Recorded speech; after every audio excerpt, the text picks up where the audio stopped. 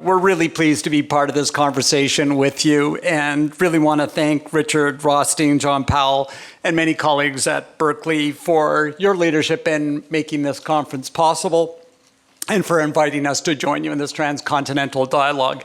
And what I said is that, of course, that this is happening on both coasts is very powerful, but it's not just an issue, of course, that applies to the coast. It's virtually everywhere in between in this country. And as I said just a few moments ago, it is significant that we're having this conversation here in Baltimore, the city, and the name of 25-year-old Freddie Gray, who died in police custody in 2015, have become indeed shorthand in the media, symbols of the legacy of race in America and its wrenching toll on communities and individual lives. Racial discrimination, that is.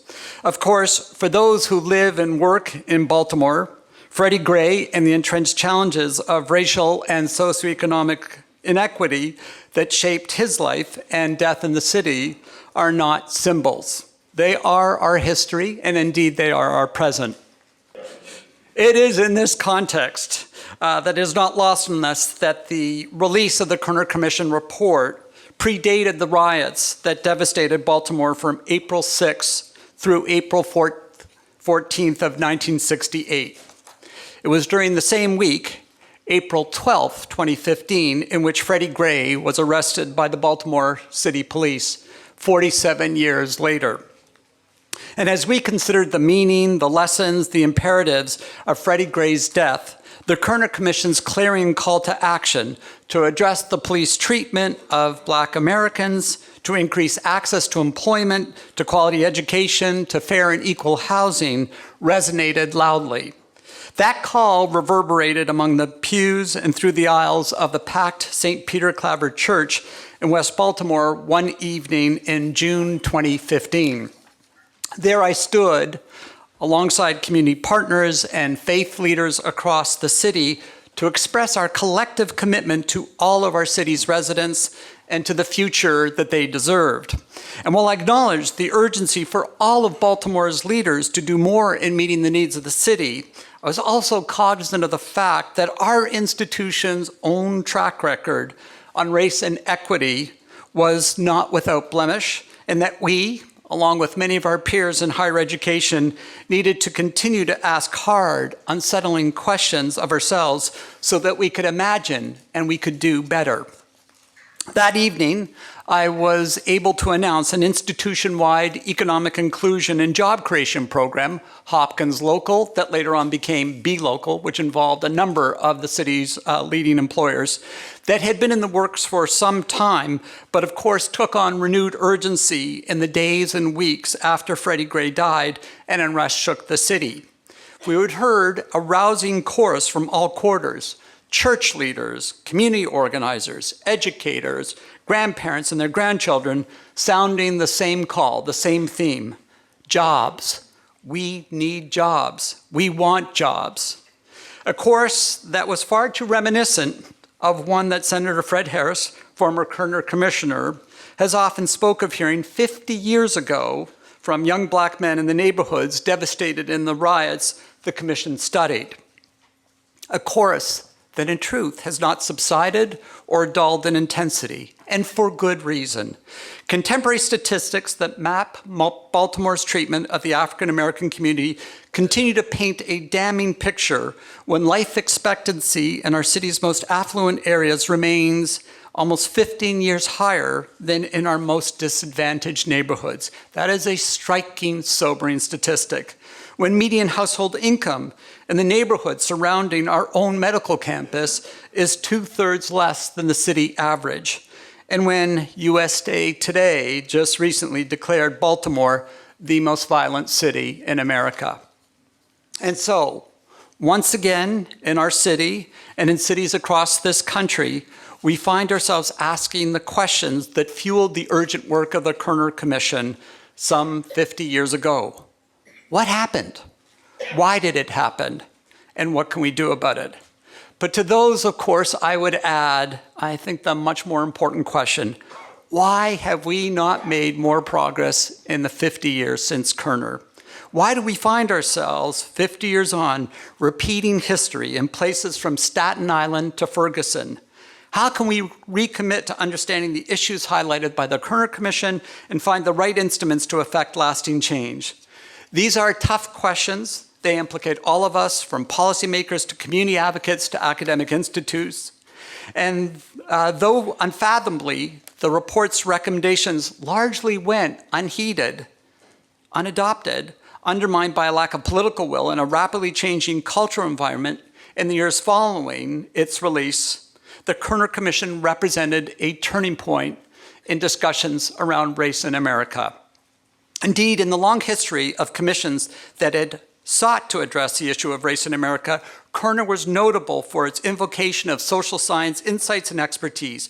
Kerner harnessed and analyzed data that fundamentally shifted the narrative of the root causes of violence, data that refuted claims espoused by previous investigations that insisted that cultural or moral failings inherent in Black communities were to blame for the lack of progress. Data that dispelled the notion, long harbored even by President Johnson, that the outbreaks of violence in inner cities in 1967 were the product of coordinated conspiracy. This is not to say that it was always smooth sailing for social scientists. As you may have heard or read, Princeton historian Julian Zelizer tell it, the 120 social scientists associated with the commission were fired soon after delivering a first draft of the report. The dismissals ostensibly occurred for budget reasons, but perhaps more so because the data urged the nation to identify white racism as a sine qua non of the enduring challenges faced by Black Americans. Nor am I suggesting that data is somehow immaculate or inherently right. We know all too well that evidence can be collected, framed, and interpreted in ways that are deeply biased and discriminatory. Yet herein lay the true boldness of the Kerner report, thanks in no small part to Senator Fred Harris and his colleagues. By insisting that policy be informed by rigorous empiricism, the Commission was able to challenge hidden biases and assumptions that had shaped previous thinking. And in doing so, it refused to allow the nation to shirk from confronting the harsh truths of its history. All of which brings us to this moment.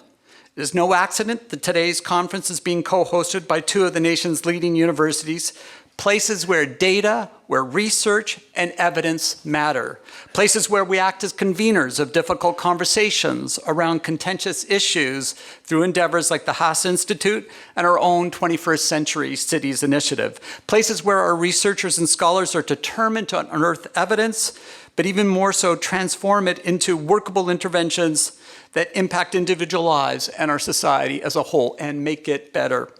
This is both our professional and our moral obligation. It is reflected in the work of our researchers and scholars, leaders like Lisa Cooper, whose research in hypertension and heart disease has illuminated the underlying causes of health disparities in disadvantaged populations, particularly African Americans.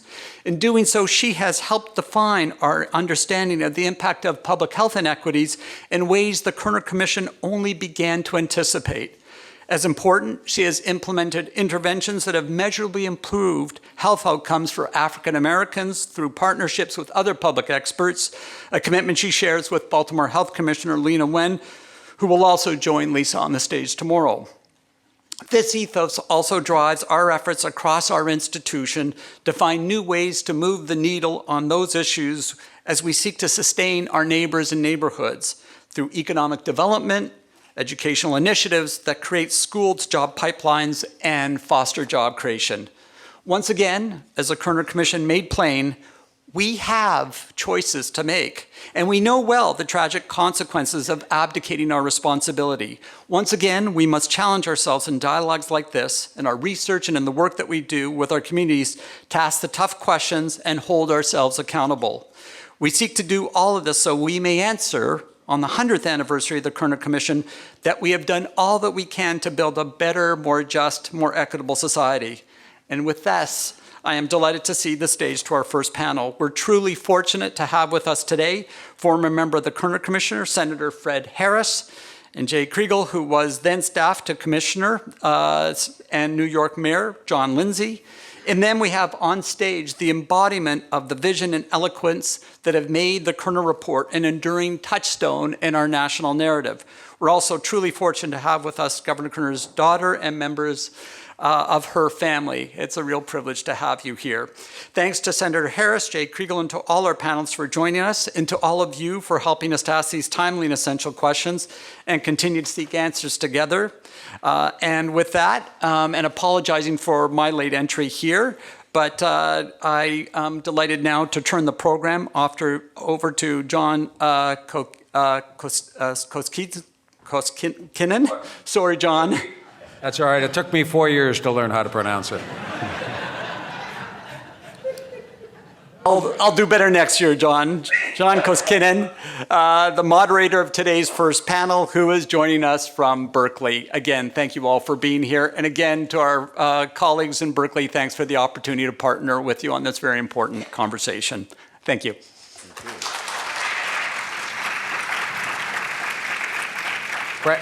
President Daniels, thank you so much, and thanks to Johns Hopkins for hosting this event, co-hosting it on the East Coast, in particular because it allowed us to fit this into Senator Harris's schedule. So without more, again, this is a panel designed to try to give everyone an opportunity to have more of an insight into what actually happened. How did this disparate group of commissioners come up with a report that has survived the passage of 50 years in which a lot's gone on, but a lot hasn't gone on. So Senator Harris is going to start off with a brief statement, and then we'll hear from Victor and Jay. All right. Senator, you're on. Thank you, John. Many thanks to Professor Rothstein and to Ben Siegel here and the other organizers of this important bicoastal conference. I'm honored to be here, of course, and I've been asked to speak about the origins and operations of the Kerner Commission, of which I was a member, of course, the last surviving member, then finish with a few words about where we are now on the issues of race and poverty and what can and should be done about them 50 years later.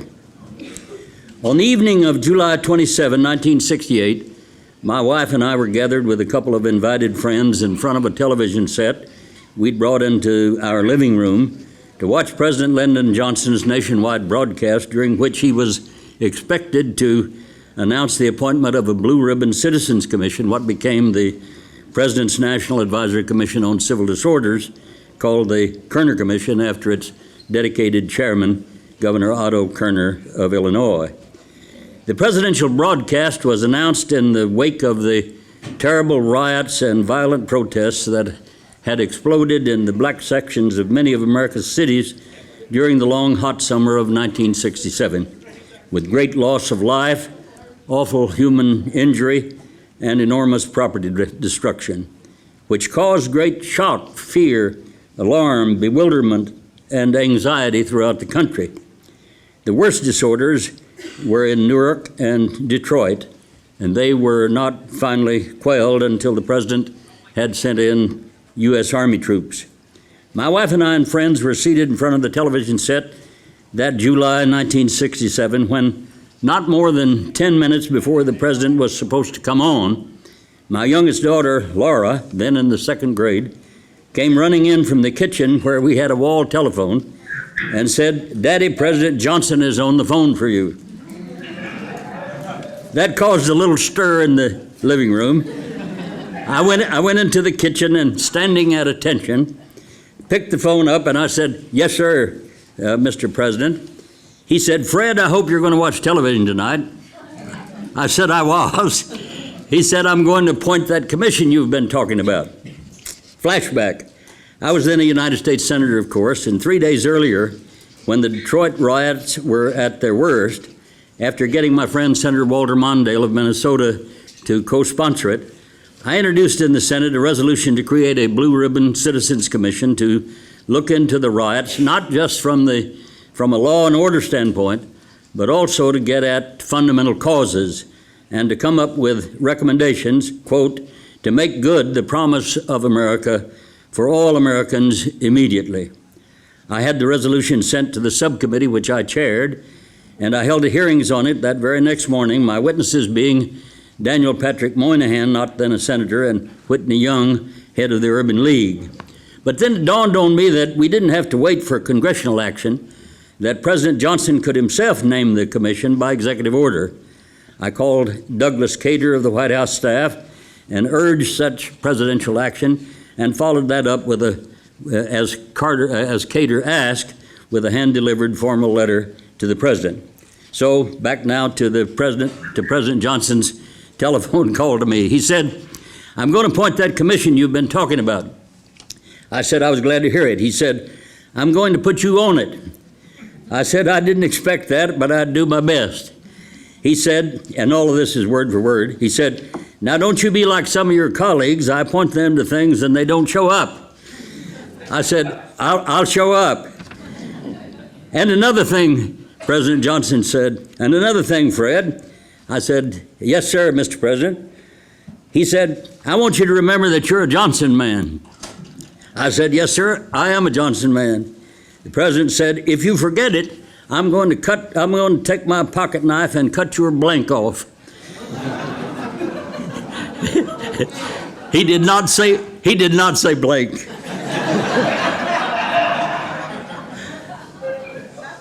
Sadly, by the time our report came out, the president thought I had forgotten I was a Johnson man.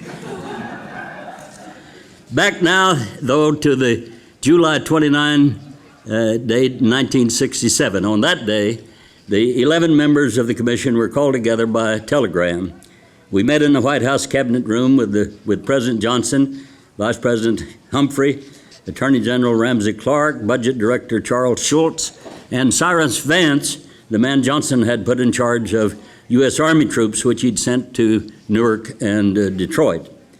After calling on Vance to give us an up-to-date report on the situation in Detroit, the president gave us our marching orders. He charged us, the Kerner Commission, to investigate the riots and recommend action, again, not only from a law and order standpoint, but also in regard to their deeper causes. Quote, "Let your search be free," the president said. "Find the truth and express it in your report." And that is exactly what the commission famously did, which, as it turned out, not only shocked the conscience of the nation, but greatly upset President Johnson himself as well. A highly competent and caring Washington attorney, David Ginsburg, was named as the commission's executive director. He rapidly hired an outstanding staff, including Vic Palmieri and John Koskinen, whom, together with Mayor John Lindsay's chief of staff, Jay Kriegel, it was my great honor to work with. The commission set to work in the treaty room of the Executive Office Building adjacent to the White House. We held 20 days of hearings with 130 witnesses, ranging from Dr. Martin Luther King Jr. to FBI Director J. Edgar Hoover. Contracts were let for serious academic and other studies. Staff members and consultants began to conduct field surveys in 23 cities, including more than 1,200 interviews, attitude and opinion surveys, and other serious studies of conditions and causes. Commission members broke into teams for site visits to riot cities and personally observed there, close up, the human cost of wretched poverty and harsh racism. Mayor John Lindsay and I were a two-person team for those site visits, as we had already automatically and almost from the first, despite disparate backgrounds, made ourselves into a close working two-man team for common goals for what the commission ought to do and say. Mayor Lindsay and I went to Cincinnati for a closed, no-press meeting with a well-educated and successful group of young male and female black militants, a meeting that it had taken our staffs more than a week to set up. None of these young men and women wanted to be there. None would even shake hands with us. One way or another, all of them said they didn't trust white politicians like us to do anything about racism and poverty. John Lindsay, as a mayor, and I, among other things, as a member with Robert Kennedy of the Senate's Ribicoff subcommittee looking into urban problems, already knew that such alienation and hostility existed, but still, this experience affected us greatly. With a local anti-poverty worker, John Lindsay and I, in suits, of course, walked the streets of Cincinnati where the riot and disorders that had occurred. We came upon a group of young black men idling on the street corner. They instantly gathered around us. Who are you, FBI? One guy asked. We told them who we were and what we were doing there, and they all began to say in a chorus, as we've just been reminded, "Get us a job, baby. We need jobs, baby." One young man said, "Mr. Johnson got me a job last summer, but it run out." He was talking about the president and a summer work program. For John Lindsay and me, as well as for the rest of the commission, jobs was to become a central theme in our findings and recommendations. Mayor Lindsay and I went to Milwaukee. I spent the better part of a morning in a black barber shop talking with young black men as they came in. Most were from the South, having come to Milwaukee looking for work, just as local jobs were disappearing or being moved away. The first question I asked the early arrivals puzzled them. That question was whether they found more or less racial discrimination in Milwaukee than there had been in Birmingham or wherever it was that they'd come from. They didn't know how to answer the question because, as I soon learned, in Milwaukee, they didn't even see any white people. That's how rigid the local segregation was in that northern city. Mayor Lindsay and I and the other commission members came back from these site visits sobered and somewhat shaken. In a room which I arranged for on the Senate side of the U.S. Capitol building, the commission then began 44 days of meetings to actually write the Kerner report, every word of which was read aloud, then discussed and revised before being approved by a majority vote of commission members. On harder questions, decisions would sometimes turn on a vote of 6-5. In our report, we condemned violence and lawlessness in the strongest terms, saying that, quote, they nourish repression, not justice. Our basic and most famous finding, as you know, was, quote, our nation is moving toward two societies, one black, one white, separate and unequal. The report stated further, segregation and poverty have created in the racial ghetto a destructive environment totally unknown to most white Americans. And we added, what white Americans have never fully understood, but what the Negro, as we said in those days, can never forget, is that white society is deeply implicated in the ghetto. White institutions created it, white institutions maintain it, and white society condones it. Great and sustained national efforts were required, we said, not only to combat racism, but also to greatly expand social programs, including those against unemployment and low wages, poverty, inferior or inadequate education and training, lack of health care, and bad or non-existent housing. The report also made strong recommendations for improving the conduct of the media and the police, and for needed integration of housing and schools. These recommendations applied to all Americans, quote, rural and urban, white, black, Spanish surnamed, American Indians, and other minorities. But misinformed about its contents and distracted by the Vietnam War, President Johnson rejected the Kerner report. And this is particularly sad, I think, because President Johnson did more against poverty and racism than any other president before or since. Luckily, our staff had made an early deal with Bantam Books to publish the whole report on its issuance date, March 1, 1968, so there was no possibility that it could be suppressed or filed away unread, no matter what. However, the report was leaked to the press before the commission could, as we planned, background reporters so that they would fully understand the reasons for the commission's findings and recommendations. This leak resulted in hastily written news stories which appeared throughout the country the next morning and which carried shocking headlines, something like, White Racism, Cause of Black Riots Commission says. Many people never learned the rest of the story. Not surprisingly, there was considerable backlash in the country. Still, many American leaders spoke out in favor of the Kerner Report, including Vice President Hubert Humphrey, Senator Robert Kennedy, and Dr. Martin Luther King Jr., who called it, quote, a physician's warning of approaching death with a prescription for life. And despite the opposition, America made progress on virtually every aspect of poverty and race for almost a decade after the Kerner Report. The number of African Americans and Latinos who were elected officials increased, as did their numbers in the middle class, and in all aspects of American life. We elected an African American president. But with jobs alarmingly disappearing through globalization and automation, with conservative political change, and eventually with unfriendly U.S. Supreme Court decisions, as well as congressional cuts in both taxes for the rich and the big corporations, and in programs that benefited poor and middle-class Americans, progress was slowed or stopped and finally reversed. Some improvement occurred, of course, during each of the Bill Clinton and Barack Obama administrations, but regression has been the trend since the mid-1970s, and that's true today. There's still far too much excessive force by police, too often deadly force, especially against African Americans. White supremacists have become bolder and more violent.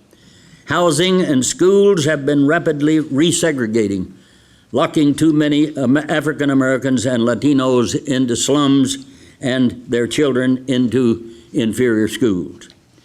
As the nation has grown, our overall poverty rate has stubbornly remained virtually the same, while the total number of poor people has increased to a little over 25 million, from 25 million to 40 million, and a little over 40 million. That's in the year 2016, the last figures.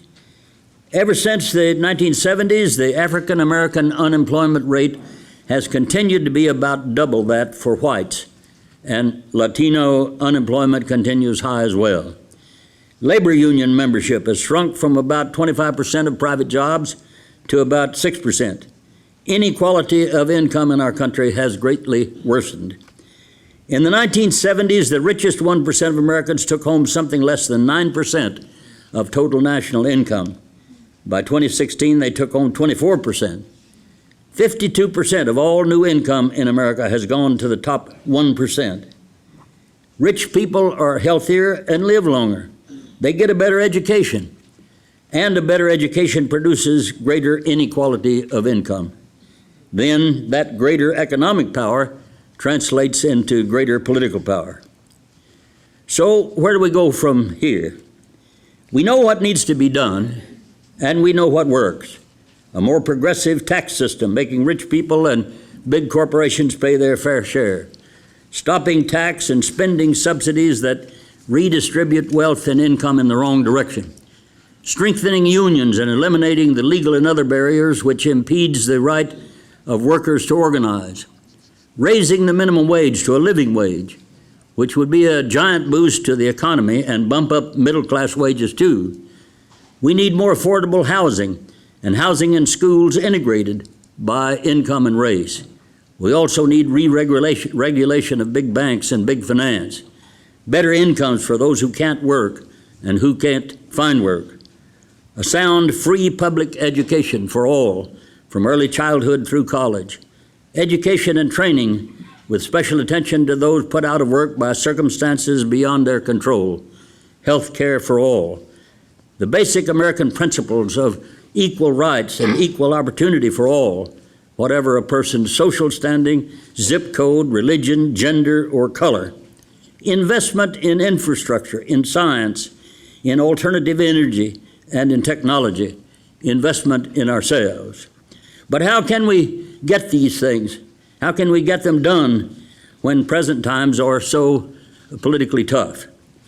First, I think we can take heart from the fact that the great civil rights movement, led by Dr. Martin Luther King Jr., John Lewis, whom I think is a living saint, and others, began in a terrible and depressing time of Jim Crow, when Jim Crow were laws, not just practice, in rigid segregation and harshest racism. The odds were overwhelmingly against them, but still they courageously resisted and persisted and finally prevailed. We can take heart, too, I think, from the fact that the polls show that the majority of Americans support the measures we must now adopt and the steps we must now take. We can take heart from the fact that we live in a time of unprecedented, growing, and powerful people's activism, with great new efforts in organizations like the Women's March, Indivisible, and Black Lives Matter. Finally, the Reverend William Barber of North Carolina, founder of the rapidly spreading Moral Mondays movement and the new Poor People's Campaign, is right when he says, I think, we can't keep fighting in our silos. No more separating issues, labor over here, voting rights over there. The same people fighting one should have to fight all of us together. Reverend Barber is pointing the way that I think we must go, showing that white, black, Latino, and other Americans can join hands in coalition with each other and with women, millennials, seniors, the LGBTQ community, immigrants, and others to work for their common interests. Because, as I like to repeat, everybody does better when everybody does better.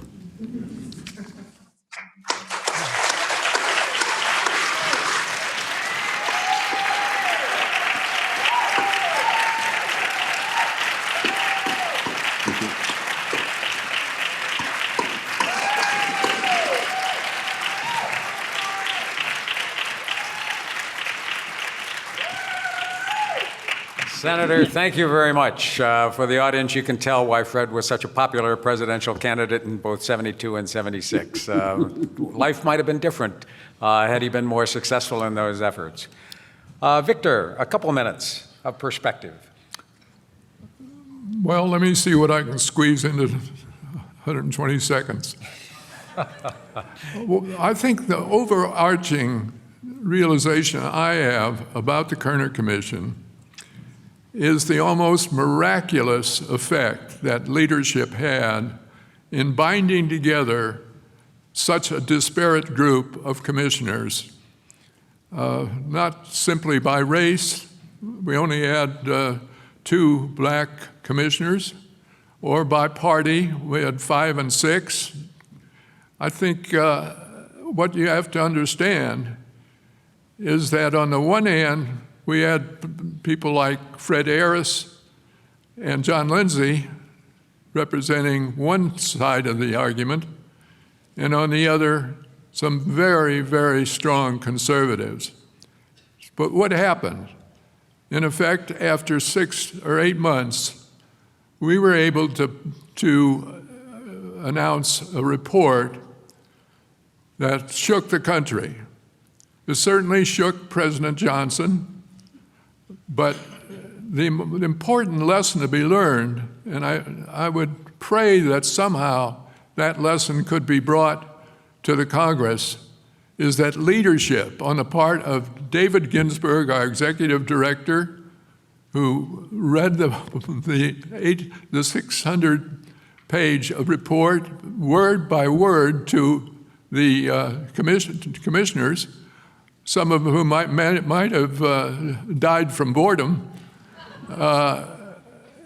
on the part of Harris, Fred Harris, and John Lindsay in particular. On John's part, who had to raise the money after we were cut off in mid-course, so to speak, and had to fire everybody suddenly, which was sort of a terrible thing to have happen. We had so many dedicated staff members who were all in to this effort, all in, and yet we had to let everybody go. And for those who think that we were in some way affronted by the social science group that we had employed, who had produced a separate report that we did not adopt, the fact is they were fired along with everyone else. It was an equal opportunity firing.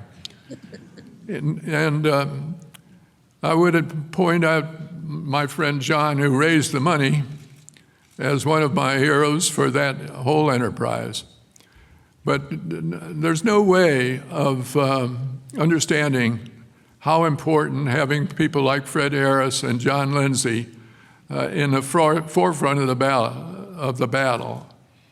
But most credit to David Ginsburg, our executive director, who did a simply magnificent job on every front, despite the fact that he had been a close confidant of President Johnson.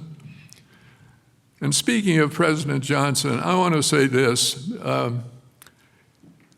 Here is a man who, in the 2 previous years, had passed the Civil Rights Act of '64, the Voting Rights Act of '65, and it was going to get the Housing Act of '66, of '68, actually, I'm sorry.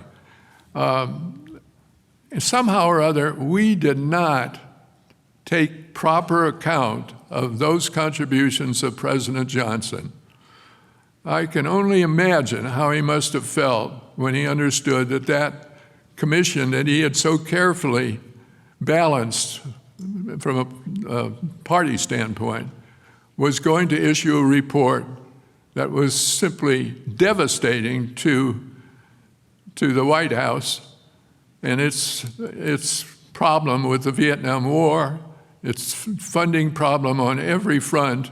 And here we were coming up with a report that suggested spending about $80 million, which he didn't have. So he's, in my view, sort of an unsung hero of this entire area. The commissioner as a whole are also heroes for the way they got together. If only that lesson could be learned in the Congress. Maybe something good could happen from that.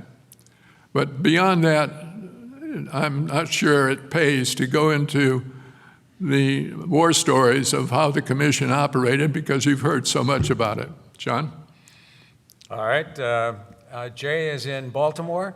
For your 120 seconds, one of the questions that is interesting is John Lindsay was mayor of the biggest city in the country, which had its own significant challenges, a full-time job. How did he pull off finding all the time to go with the commissioners to cities, to spend time listening to, with the 500 pages get read, working with you, Peter Goldmark, and others? I mean, how did that all come together?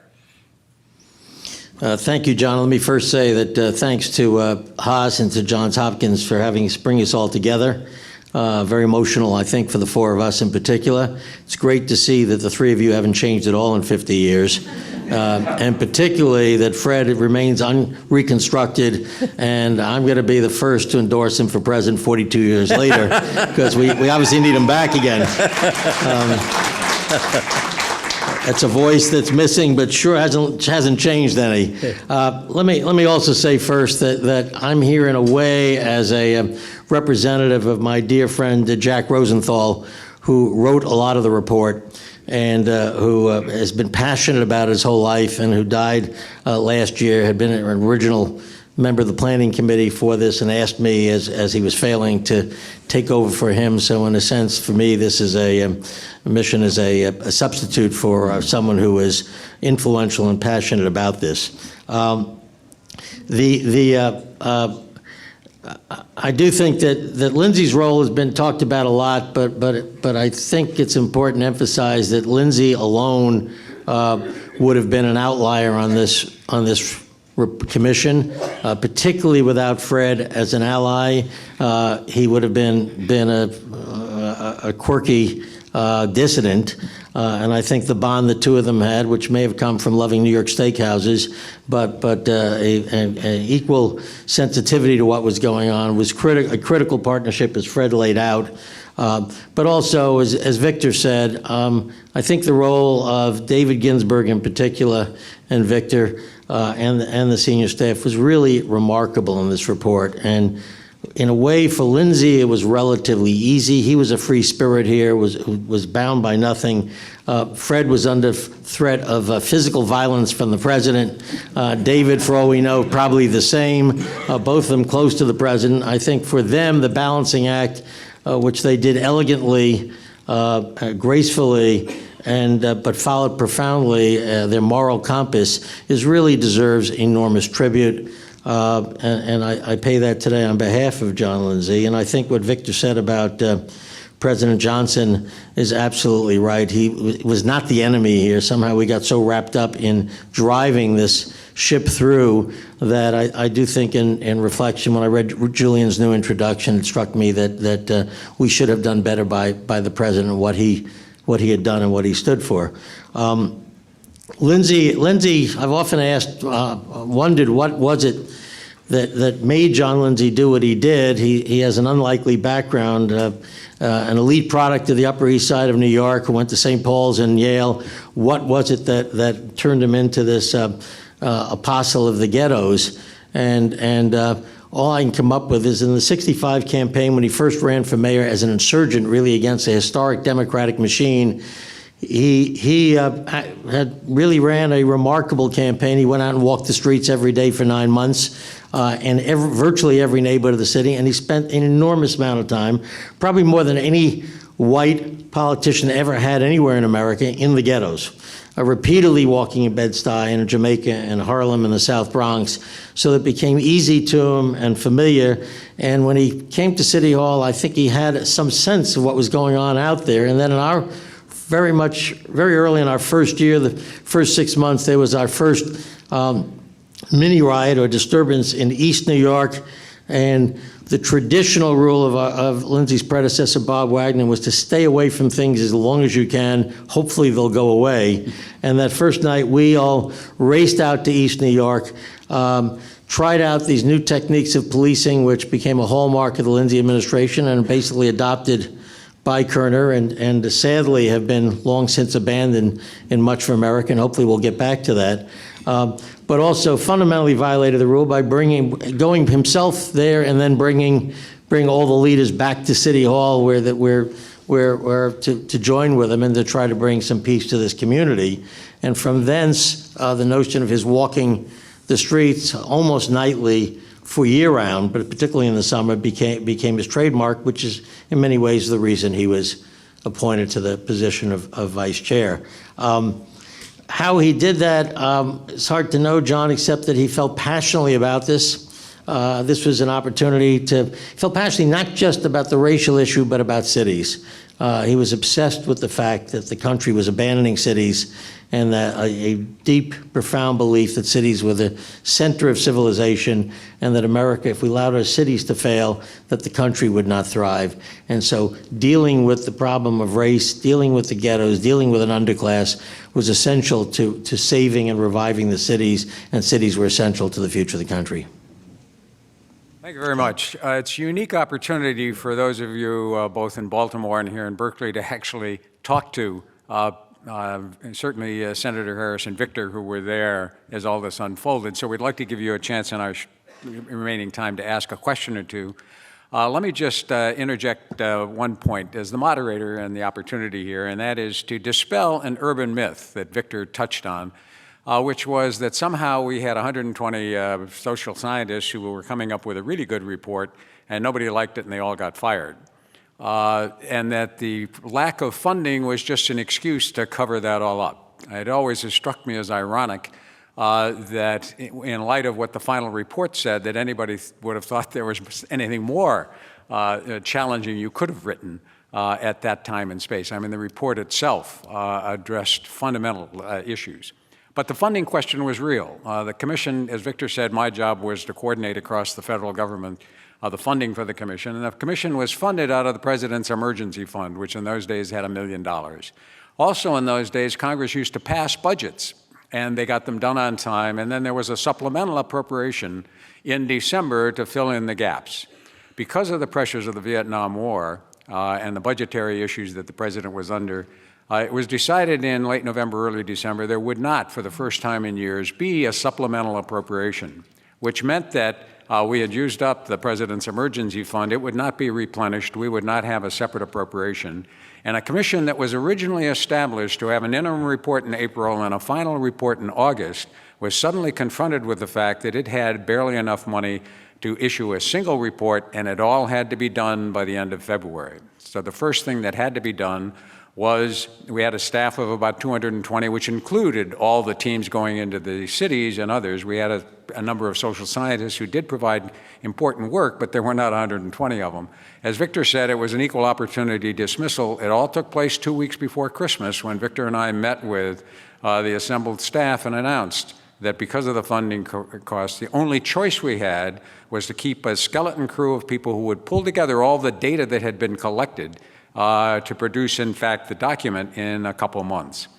So the idea that somehow there was a conspiracy to get rid of all of these really avant-garde social scientists who had the real insights as a way to, in fact, in fact, deep six those views doesn't measure up to the reality. The reality was we had enough money to run till the end of February, and that was it. And the stunning accomplishment, besides the text and the thrust of the report, is that all of that was pulled together by a hardy band, which started with the commissioners and David and Victor, but Jay and everyone else who worked on it, pulled together in 2 months as a result of all of the work that had done in the fall. So with a few minutes left, what we thought we might do, we've got microphones here. I don't know if we've got microphones in Baltimore or not. Jay, have we got anybody see a microphone there? Just the one at the podium. We do have some, yes. You got sorry. a mic. Okay, we're going to take a question or two here and a question or two in Baltimore, and then I'm going to get told we got to end. So if anybody would like to approach the microphone, because of the shortness of time, I would like to encourage people, in fact, kind of require you not make a statement. This is for the purposes of asking a question. If you have a question of any of us, we'd be delighted to answer it. It should go to, again, how did this all happen? What do we see going forward? But if you could limit yourself to questions, that would be very helpful. So, as they would say in other places, anybody got a question? In Baltimore, anybody have it? Whoops, I see somebody in Baltimore moving toward a microphone. Ooh, and there's somebody here. All right. A nice woman here in, we're starting Berkeley. Madam.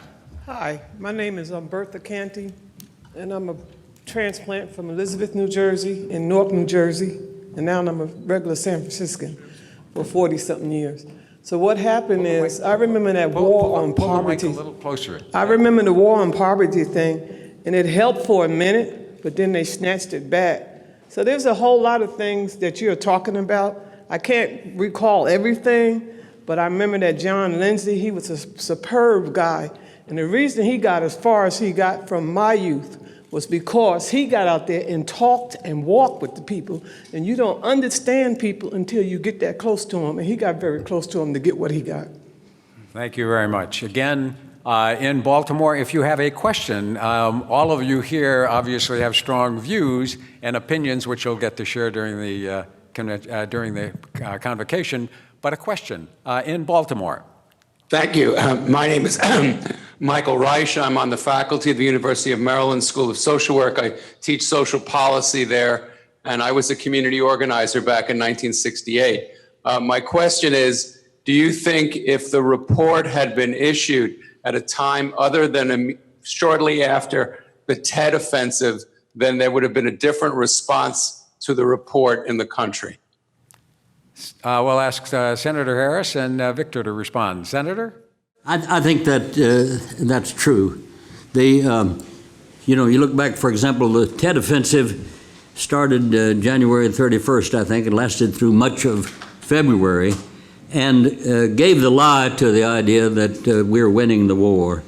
And it also increased the anti-war protests, where people were outside the White House all the time saying, LBJ, how many kids have you killed today? And I know how beleaguered he was feeling. I heard a phone call here lately recorded where he called Dick Russell, head of the Senate Foreign Relations Committee, and he said, very depressed, Dick, I can't win this war and I can't get out of it.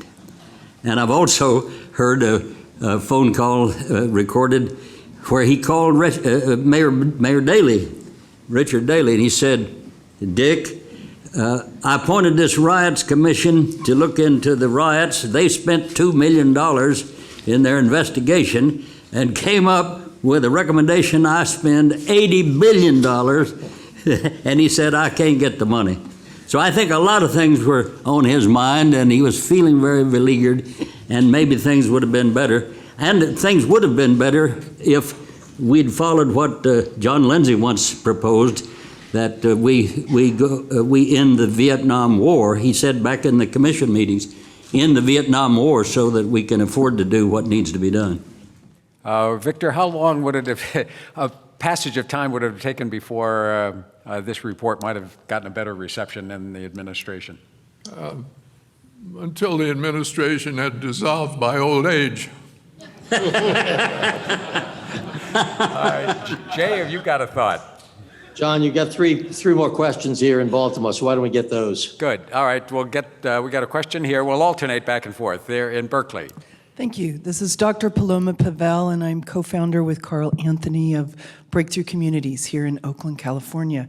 My question is, the Kerner Commission provided solutions and offered solutions which were never fully implemented.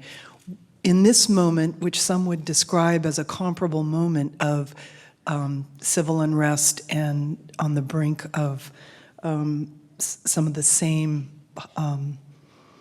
outrage as the 60s, what's the sequencing and opportunity for strategies that were unearthed in the Kerner Commission report most promising for this historic moment? Well, I hate to be a pessimist, but when you're at war, as we've been for 13 years in Afghanistan, there isn't anything left over.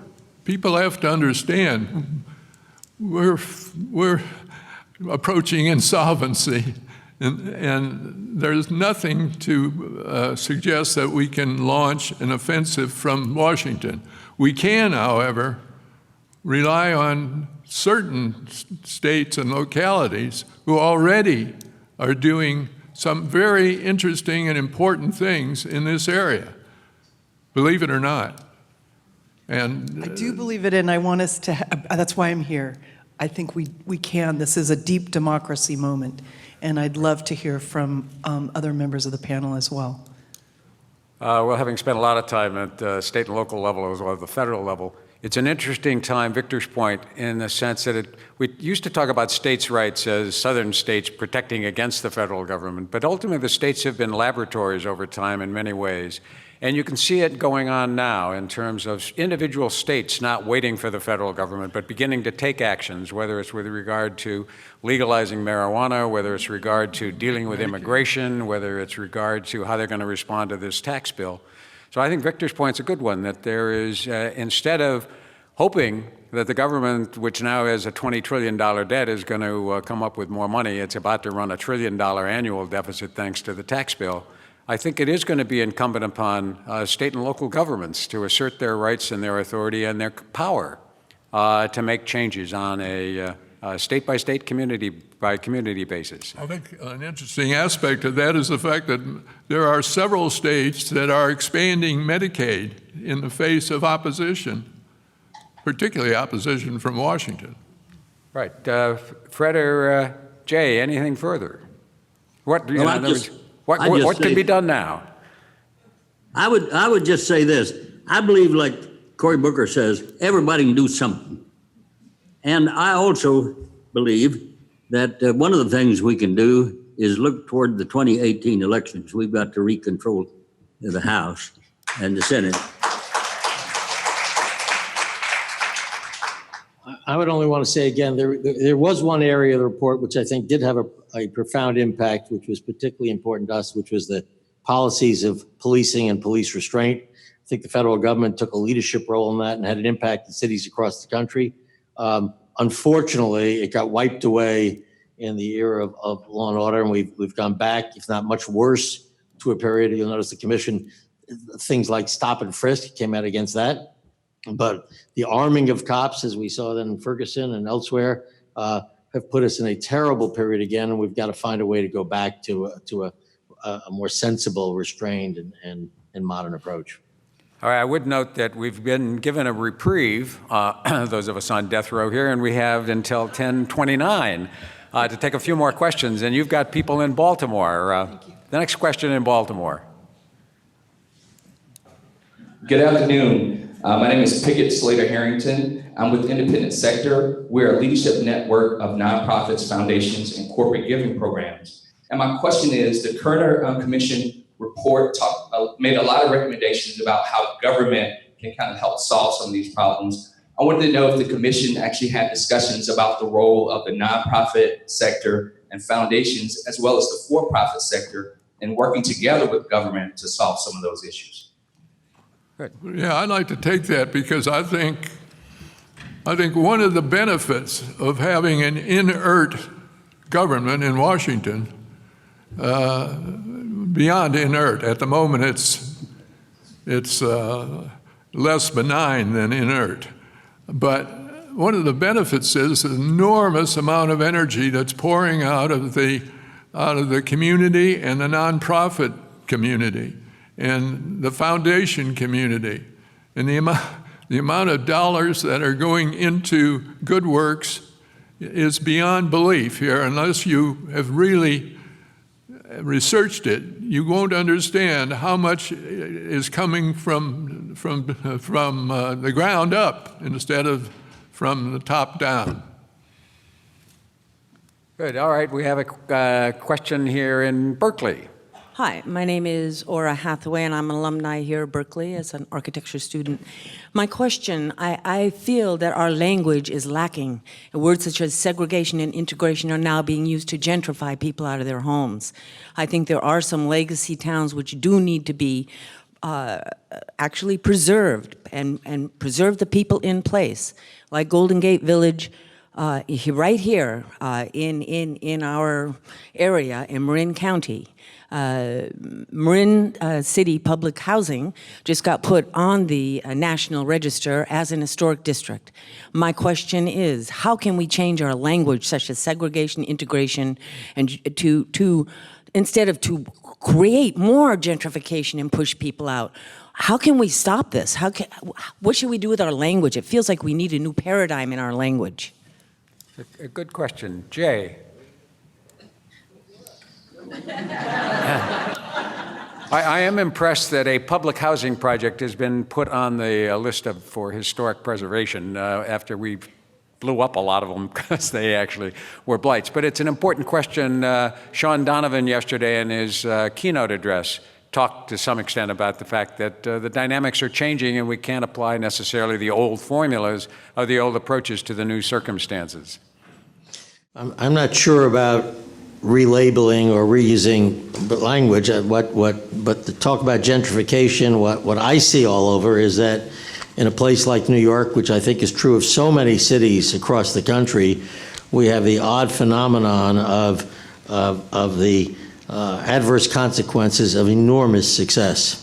And with a thriving economy suddenly, so that the population of New York has gone from 7.1 million to 8.4 million, heading towards 9, something that was never conceived of as even possible.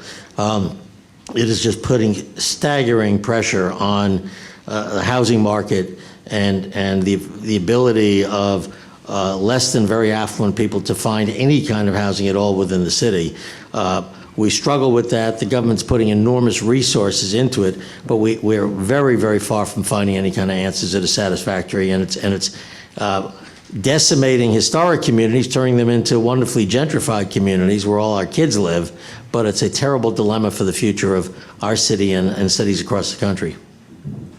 It is. Having been deputy mayor and city administrator of Washington for 3 years, in 2000 to 2003, Tony Williams then said it would be wonderful if the city could grow by 100,000 people at a time when for 50 years, every year, the city had shrunk. And Jay's experience is the experience in Washington. It now has passed that 100,000 growth mark.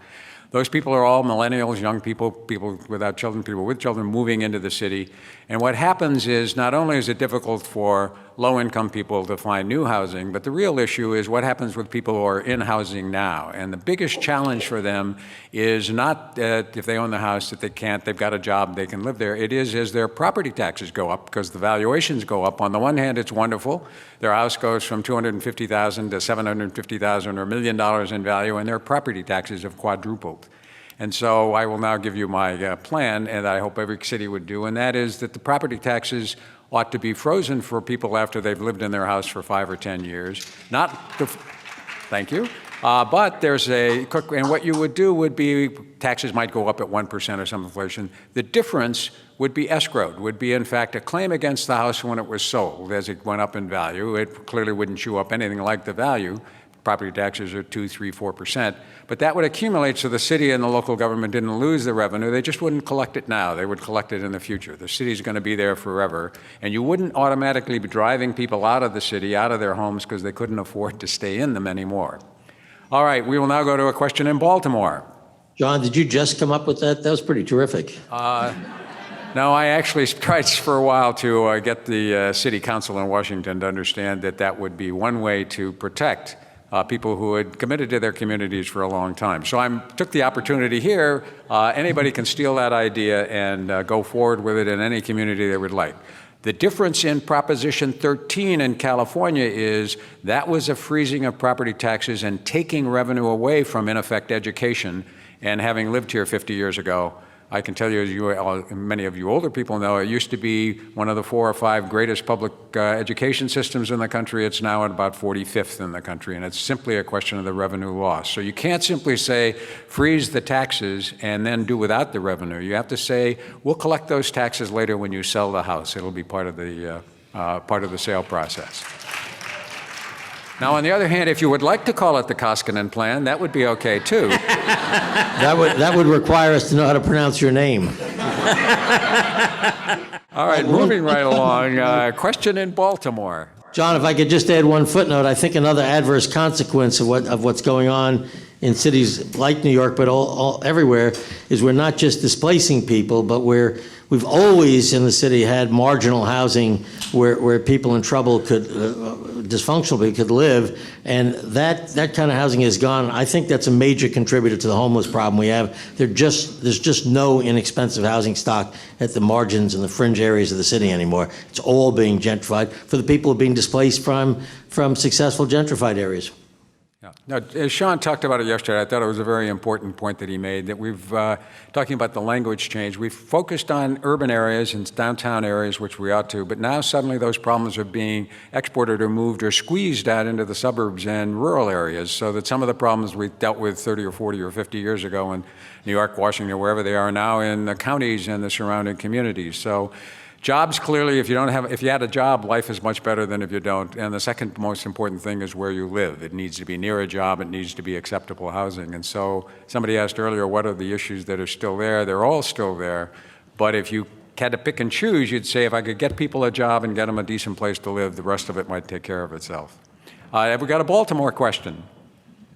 Hi, I'm Adam Gordon with Fair Share Housing Center in New Jersey, and thank you for this wonderful panel. I was struck yesterday in Professor John Powell's opening remarks where he presented a kind of a counterfactual history in which Bobby Kennedy hadn't been shot and won the 1968 election. And his assertion was, in that case, much of this Kerner Commission recommendations would have been implemented. And he said the same thing about if Secretary Clinton had won in 2016 and that been updated. I'm interested, for those of you who were there, if you think that is actually the case and that much of this, the failure turns on these twists of history and things that have happened, or if at a basic level the country wasn't ready, no matter who was president, for these recommendations, either then or now. It's a good question, an alternate scenario. Senator Harris. I don't know.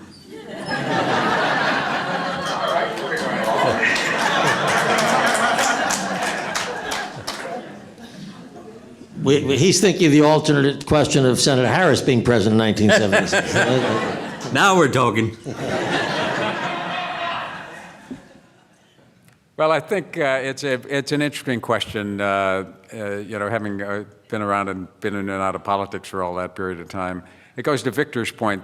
The constraints on President Johnson would have been constraints on President Kennedy.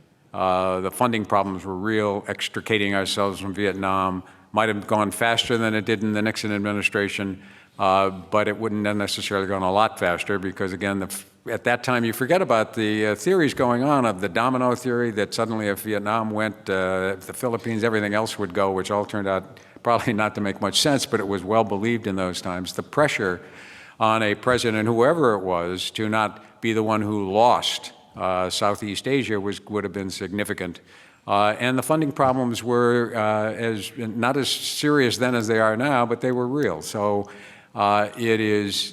clearly would have been a different dialogue, but you forget, not to tout Richard Nixon, but he created the EPA. He actually had a welfare reform program. He had a number of things. He went to China. So it wasn't as if he looked like perhaps politicians more recently. There were a number of positive things that went on even in the Nixon administration.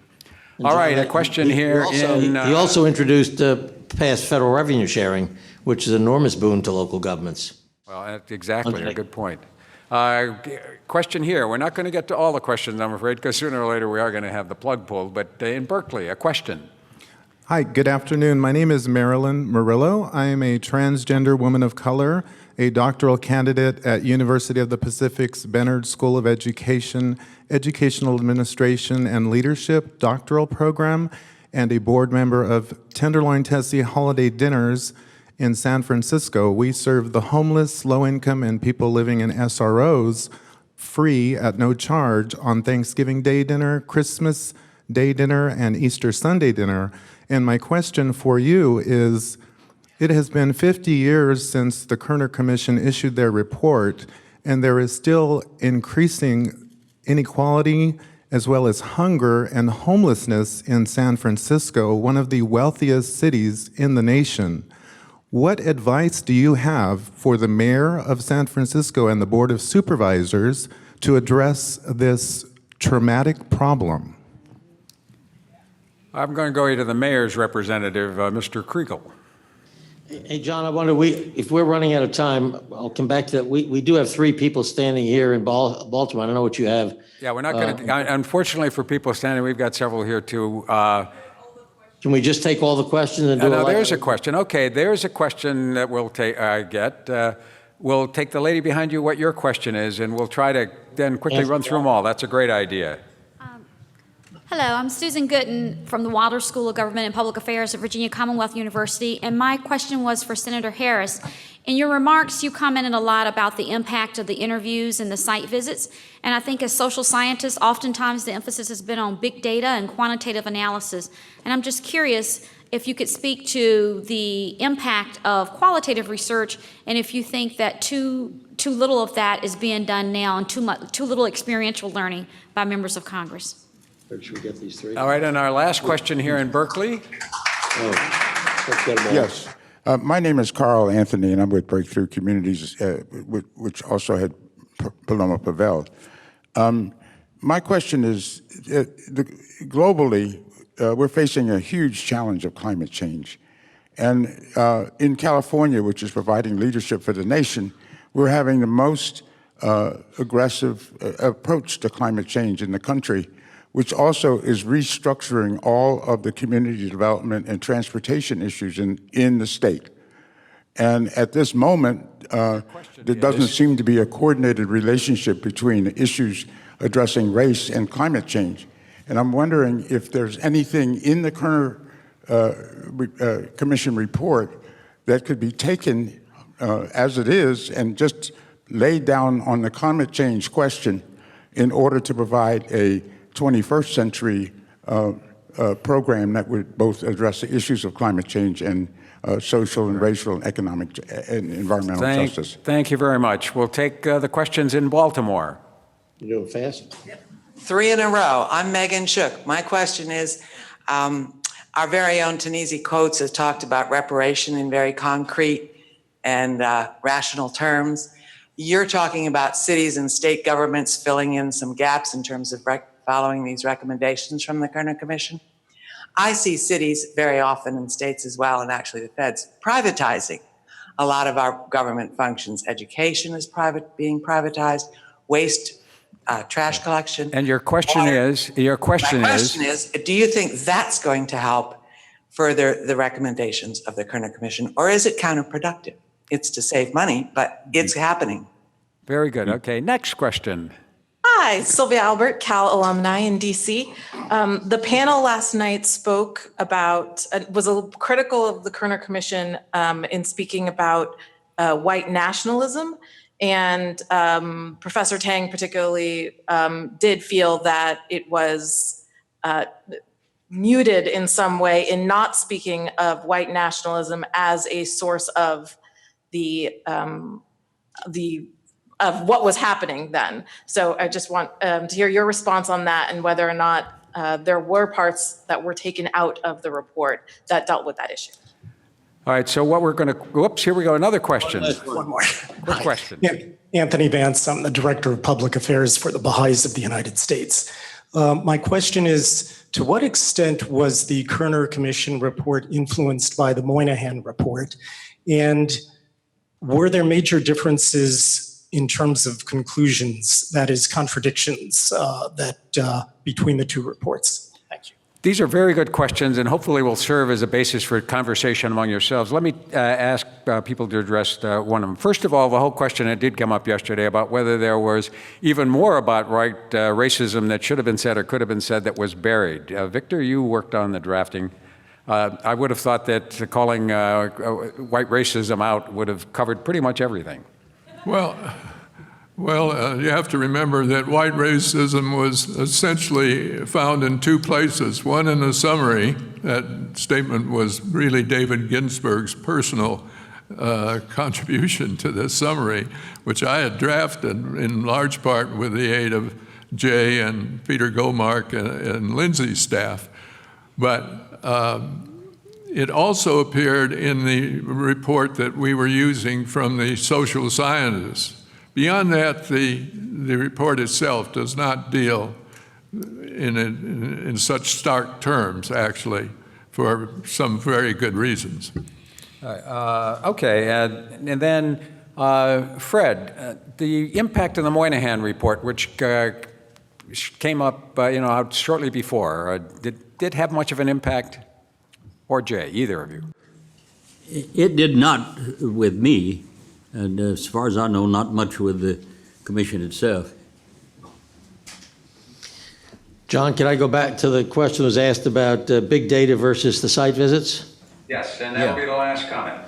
And Fred commented on that, but it has always struck me that the key to this commission coming together and being harmonious was based on being out on the streets and the experience of everybody in the commission, not just the staff, but every member of going out and observing and feeling what was going on in the cities of America, which made the report undeniable and inevitable. And that's a tribute to both the commission members and David and Victor for causing that to happen. I think that was the single most important thing. And I think today, on rereading the report, what I recommend to people when I send it to them, because I think it's still so incredibly relevant, to me the two most powerful parts of this report are those extraordinary descriptions of the 9 cities in the beginning of what happened. Just a brilliant narrative of how this occurred, which is totally different than what Jay Kriegel was telling the president, that it was Stokely Carmichael and H. Rap Brown spreading this around the country. And secondly, the history of racism in America chapter, which stunned me. I mean, I felt totally ignorant when I read that, and I think still would stun most Americans, even us. I read it every time, and I still find new things in it. So I think those two things alone are extraordinary historic contributions. Well, let me thank my fellow panelists for taking their time to join us. Let me thank again the Haas Foundation, Johns Hopkins, for convening this 3-day seminar to take a look at the challenges this country still faces 50 years later. So a round of applause for our panelists.